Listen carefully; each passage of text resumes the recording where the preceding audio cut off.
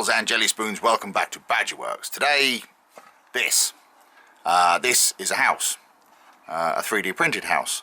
There's a bit of a backstory to this, I'll let you know. There's a Kickstarter that's now finished for a project called, I think it's City of Tarok. I have no affiliation with them, I backed it on Kickstarter, but basically what they're doing is they have a collection, or they're building a collection of medieval buildings, but STLs that you can download and 3D print. And I like the idea of this, and so I backed it. One of the things they've done as well, on their Patreon page, they have this building, which they're giving away for free, which was nice. So I thought I would download it and see what it's like. You don't have to be on their Patreon or anything, you can literally just go there and download it. And it's this nice little single room dwelling with a little door that opens and all the rest of it. The nice thing is as well, the roof comes off, so you can use it for your wargaming or whatever. The reason I've done this one is because my daughter wants to play with it. So yeah, that's that's why this one. It's a nice little model actually, it's very nicely detailed. It comes with two different roofs, this one which is a bit battered and damaged, and then one that's a bit more complete. And then the base. You can also have the windows either like this where you can see through them, or solid windows. I've cleaned up one of the windows on this. The other one, I don't know if you can see it very well, but it's a bit stringy, but that's my printer, that's not the model, that's my printer that's done that. And then, as I say, it's got the door that opens, which is just held in place by this lintel here, which comes out. You just pop that out and you can take the door out. And I thought it might be fun to throw some paint at it before I give it to her. Just, you know, make it look a bit more interesting and a bit less red, basically. So, yeah, that's what we're going to do today. So, yeah, should just be a quickie today. Stop laughing at the back. Let's get on with it. Now, as I mentioned, the door is held in by the lintel. So what I'm going to do is I'm going to take the door out and paint that separately. But I'll put the lintel back in. So I'll just pop that out, take the door out. And you see there's a hole in the bottom of the door which goes onto that key, and that holds it in place. So I'll put the lintel back in and paint that with the rest of the model, but I'll do the door separately. Yeah, so first thing, I'll put some primer on it. For primer, I'm going to use this Tamiya surface primer just as a first coat, just to make sure I haven't missed anything obvious. I'm not going to worry too much. I cleaned up one window, I'm not going to worry about the other one too much because it's not really worth it, but obviously you can clean up as much as you like. One minor criticism of this from my point of view is the floor in here is very rough. I mean, it's a stone floor, it's very rough, but you could smooth that out. There's lots of big gaps between the stones and things like that. You could basically thin down some filler and put it in there, and it would self-level and fill up these gaps and make the floor a bit smoother if you wanted to. So I'm not going to, but you could, should you so desire. So primer first, and then we'll get on with the rest of it. Right, so I've given this a quick flick over with some Tamiya primer. What I'm going to do now is to go over it again with another rattle can. But this time I'm going to use Citadel Chaos Black. The reason I'm using this is because someone gave it to me, well, gave it to my son actually, for nothing. So I'm going to use that. But I'm going to do the whole thing now with a black base coat. Right, so what I've got here is some acrylic paint. It's burnt umber, and I'm going to use this to put a heavy dry brush on all of the wooden parts of the building. That will give us a good base coat. The reason I'm using dry brushing for this is the fact that there's so much amazing detail on this thing with these big, it's like really over the top detail, so it'd be a shame to kind of try and hide that. So what I want to do is try and make it even more obvious.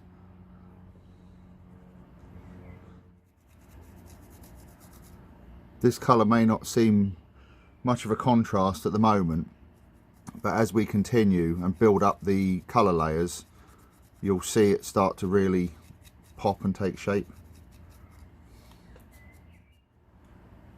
So just before I started on the other side, I just wanted to show you the contrast between the first brown coat and the black. So when you look at it like that, it doesn't look very obvious, but when you compare it to the black side, it's very obvious. So I'll get on with the rest of the roof and then we'll put some more colours on. So as you can see, although I am kind of dry brushing, the brush is actually quite wet. There's quite a lot of paint on there. And I'm just going on at a very low angle and just kind of touching the surface like that, you see.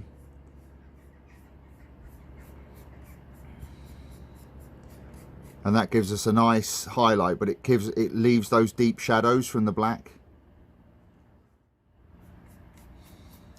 The nice thing about doing a building like this is because it's such a big area, you can kind of put the paint on fairly thick and fairly fast. Unlike doing a figure or a, you know, a model where you have to sort of really take your time and be careful.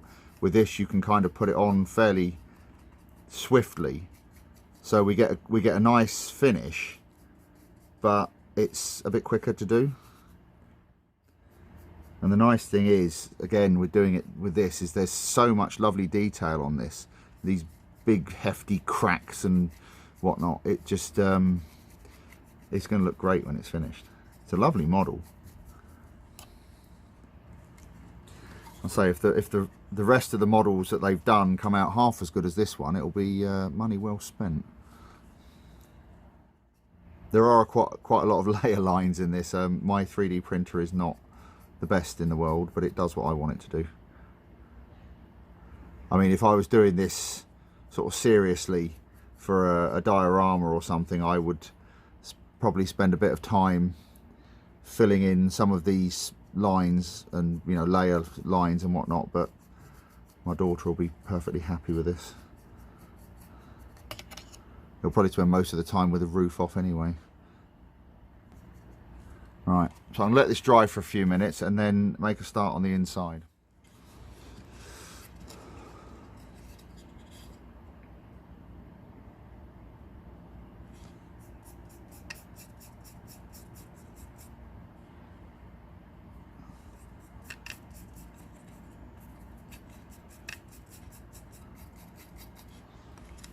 Alright, leave that to dry and make a start on the door. So the door's going to get the same treatment as the rest of the wood. You don't need to worry too much about things like the fittings, the hinges and whatnot, because we're going to go over those again with a different colour later. So just basically give the whole thing a good going over.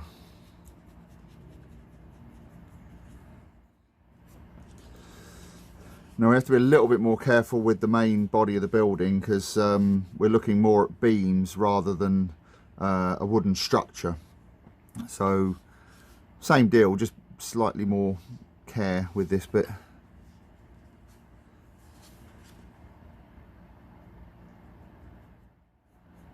I'm not sure if I mentioned it before actually, but you see there's a slot here, and this slot is so you can put a piece of clear plastic or something inside there, and it'll actually drop between the mullions on the windows, so you can have glass in the windows.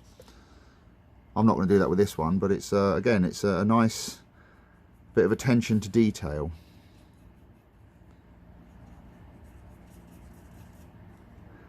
As I said before, this is a very nice design, and if the rest of them are anything like this, it's going to be a really nice set of buildings. Right, there we go. Leave that to dry and we can put a lighter colour on. Okay, so now we're going to do the same again, but this time with a raw sienna, which is a much lighter brown.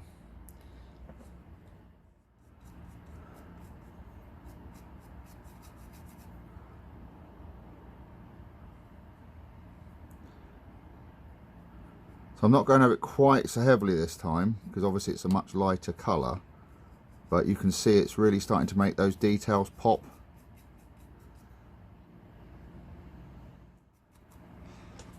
There you go. I'll get on with the rest of this and come back when it's done. There you go. It's not looking too bad so far. I'll leave this to dry. I'll make a start on the bottom and then we can do the inside.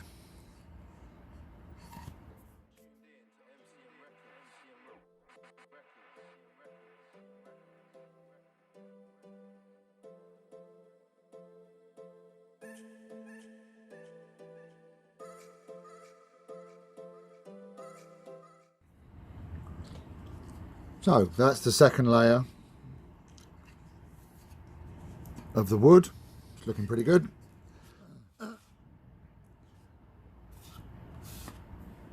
So now we'll put a lighter dry brush of an even lighter shade on, just to really finish it off.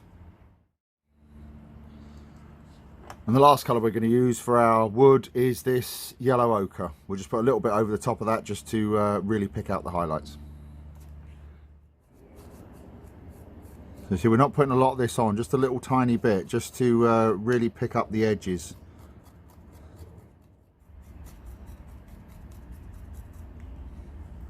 There you go, that's really all it needs, a little tiny bit like that.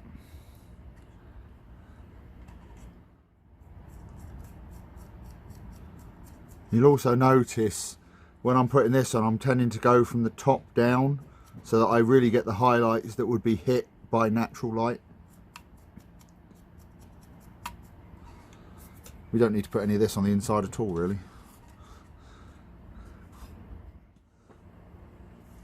Now for the rocks, I'm going to use this, well, titanium white, but just white, and I'm going to mix a little bit of black with it to give us a nice grey.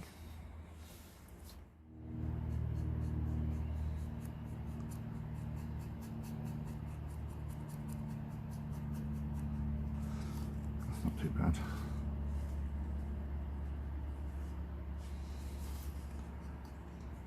Now see, I'm hitting this again at a very shallow angle because I want to make sure I leave all the cracks in between the stones.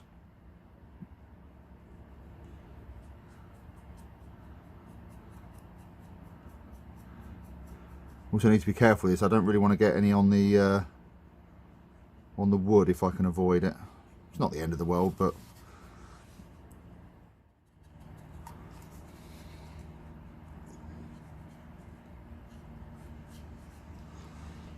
there you go. It's all right. Now what we need to do as well is we need to look at some of these areas where the plaster has cracked away. So I'll come back in a minute with a smaller brush and hit those. But I'll do all the big areas first. And you see, this is the same technique I was using for the roof.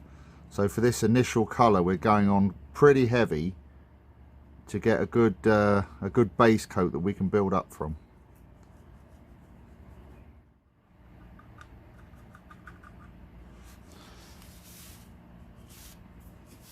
Now I want to use a smaller brush and get some of the finer details. Now to do the sort of plastered areas of the walls, I'm going to use this deck tan as a base coat for that, and then we'll put some other colours over the top of it. Now to do this, I want to be careful because I don't want to obviously get overspray all over everything, so it's just a case of getting in very close and trying to get the paint exactly where we want it.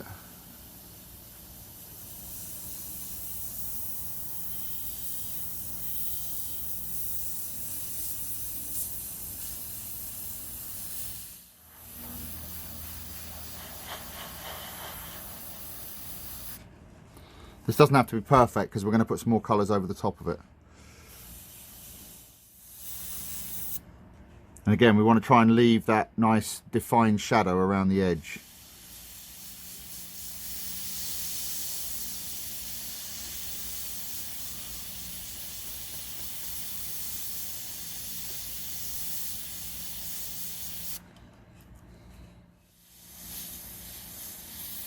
This is actually a good way to practice fine airbrush control because it doesn't really matter if you get it wrong. If you get a bit of overspray, it doesn't matter, but it's a good way to practice trying to get, you know, right up to the edge of things and stuff like that without getting too much overspray everywhere.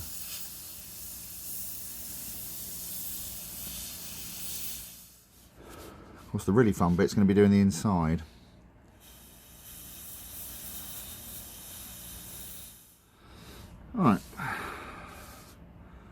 Right, I'll do the inside and I'll do the roof, and then we'll have a look at it. Right, so that's the plaster done inside and out. And what I'm going to do now is I'm going to mix up a kind of a wash to go around the edges because it tends to kind of yellow at the edges. So I want to try and recreate that if I can. So once again, I'm going to use the yellow ochre, but I'm going to thin it down and make a wash with it.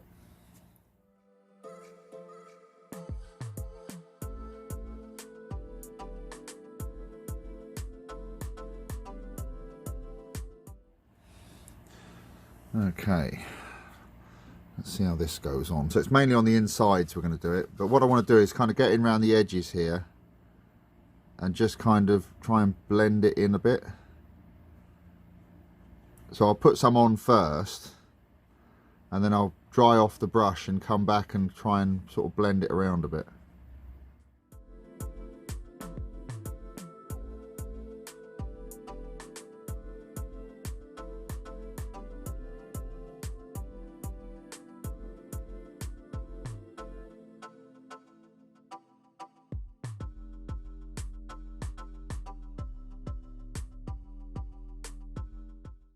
I'm just going to do a little bit of detail work on the door, nothing too fancy. I just want to make these hinges look a bit more hingy, if that makes sense.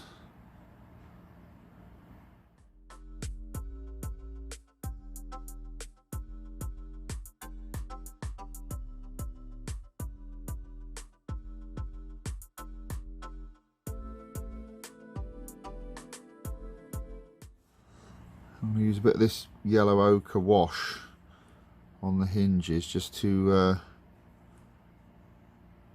make it look a bit rusty. And I'm going to use this raw umber and do a little wash for the floor.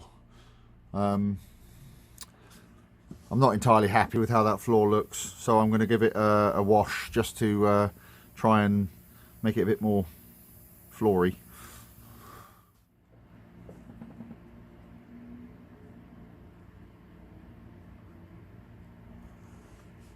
Oh yeah, that looks a lot better. Yeah, I like that.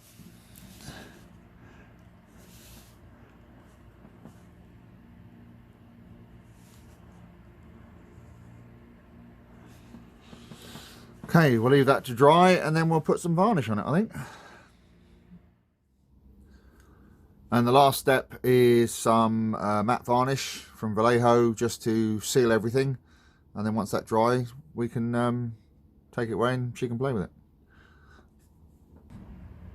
And here is the finished article. I'm very pleased with how this has come out. It was a fairly simple paint job, only took a couple of hours. The print's very nice. I don't think my printer's really done it justice, but it's a nice little thing, especially seeing as it didn't cost anything. And I think the rest of the Kickstarter has been money well spent if the rest of them are like this. So yeah, I'm very pleased with this. Are you pleased with it? Yeah. Now you have to do is build me a racing car. Never satisfied. Oh well. Guess the print will be going on again later. So yeah, that's it really. Just a quick little build today, or a quick little paint job. And hopefully this has been of interest to some of you, and I'll see you on the next video. Thanks very much for watching. Cheers. Bye.